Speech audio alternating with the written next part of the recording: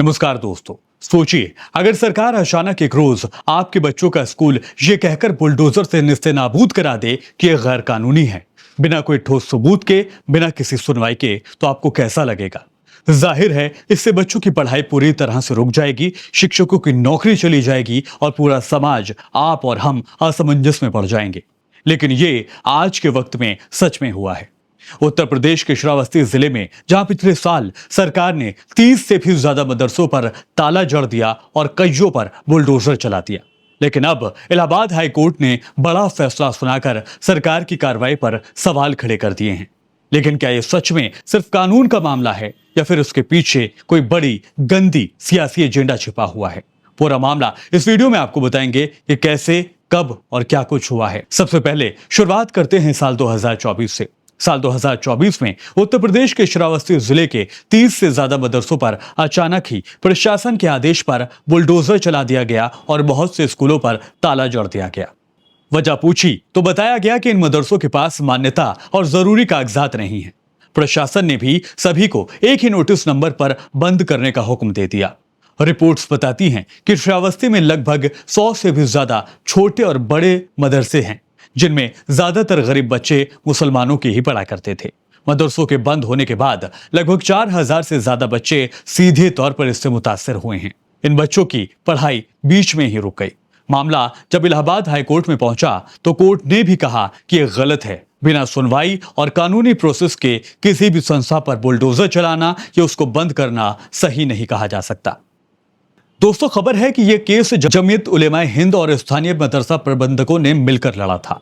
वकीलों ने इस बात की दलील दी कि यह अनुच्छेद 21 से यानी राइट टू एजुकेशन और अनुच्छेद 30 यानी अल्पसंख्यकों को अपनी शिक्षा संस्थान चलाने का अधिकार से वंचित करता है।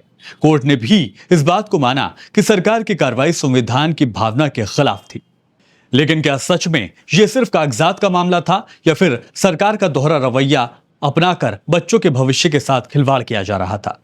क्योंकि मदरसों के बंद होने के बाद सैकड़ों बच्चों की पढ़ाई बीच में ही छूट गई और उन्हें अब स्कूल तक में असर नहीं है। मदरसे बंद हुए तो 200 से ज्यादा शिक्षकों और स्टाफ की नौकरी चली गई और उन पर आर्थिक मुसीबत पड़ गई। नीति आयोग की रिपोर्ट 2023 के मुताबिक श्रावस्ती शिक्षा और स्वास्थ्य दोनों ही मामलों में देश के पिछले 5 जिलों के टॉप की लिस्ट में शामिल होता है। यहां पर सरकारी स्कूलों की हालत खराब है, टीचरों की कमी है और बुनियादी ढांचे बेहद कमजोर माने जाते हैं। ऐसे में मदरसे सिर्फ मजहबी शिक्षा नहीं दिया करते थे, बल्कि वो मुफ्त में किताबें देते थे, मुफ्त में ट्यूशन दिया करते थे और कई बार बच्चों को खाना भी मैसर हो जाता था। मतलब इन मदरसों का बंद होना सीधे तौर पर गरीब बच्चों के भविष्य पर हमला था और पढ़ेगा इंडिया तो बढ़ेगा इंडिया के जैसे नारों पर जोरदार सरकारी तमाचा था। क्योंकि अगस्त 2024 में प्रशासन ने नोटिस जारी किया, दिसंबर 2024 और जनवरी 2025 तक 30 से ज्यादा मदरसों को सील कर दिया गया, उन्हें गिरा दिया गया। फरवरी में हाईकोर्ट ने स्टे दे दिया और मार्च में हाईकोर्ट ने भी यह आदेश दिया कि मदरसों को फौरन खोल दिया जाए। सरकार ने भी अपनी दलील दी कि मदरसे गैर कानूनी हैं और अनरजिस्टर्ड हैं।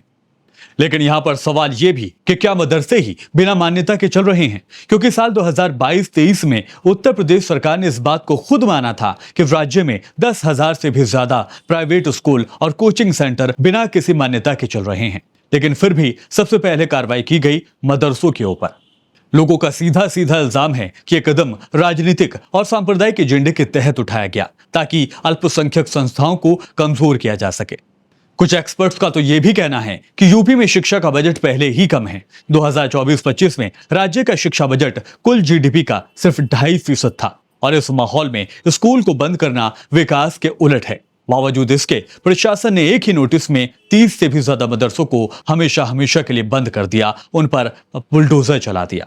किसी को भी सुनवाई का हक या फिर कागजात दिखाने तक का मौका नहीं दिया गया। और जब मामला हाईकोर्ट में पहुंचा तो जजों ने कहा कि सरकार ने प्राकृतिक न्याय के सिद्धांत का उल्लंघन कर दिया है। कानून का तो मतलब होता है कि पहले जांच होगी और फिर कार्रवाई। यहां सब कुछ उल्टा हुआ। नतीजा, कोर्ट ने मदरसों को फिर से खोलने का हुक्म सुना दिया और प्रशासन को जमकर फटकार लगाई गई। दोस्तों, यहां पर यह मामला सिर्फ मदरसों तक सीमित नहीं है, बल्कि पूरे शिक्षा सिस्टम की नाकामी को दिखाता है। उत्तर प्रदेश में लगभग 1.8 करोड़ बच्चे कक्षा 1 से 12 तक में पढ़ते हैं, लेकिन लगभग 60 लाख बच्चे स्कूल का मुंह तक नहीं देख पा रहे।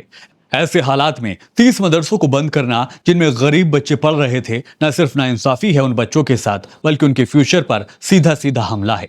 सरकार कहती है कि सबका साथ सबका विकास, लेकिन हकीकत क्या है? अल्पसंख्यक संस्थाओं पर दबाव और बच्चों के अधिकारों को छीना जा रहा है। इस मामले में अगर न्यायपालिका दखल ना देती तो शायद ये मदरसे हमेशा के लिए ही मिट्टी में मिल जाते या पूरी तरह से बंद हो जाते। अब सवाल यह है कि क्या शिक्षा को मजहब और राजनीति से जोड़कर देखना सही फैसला है, या फिर सरकार की असली जिम्मेदारी हर बच्चे को तालीम दिलाने की होनी चाहिए, अब चाहे वो किसी भी मजहब से आता हो, किसी भी जात या बिरादरी से क्यों ना आता हो।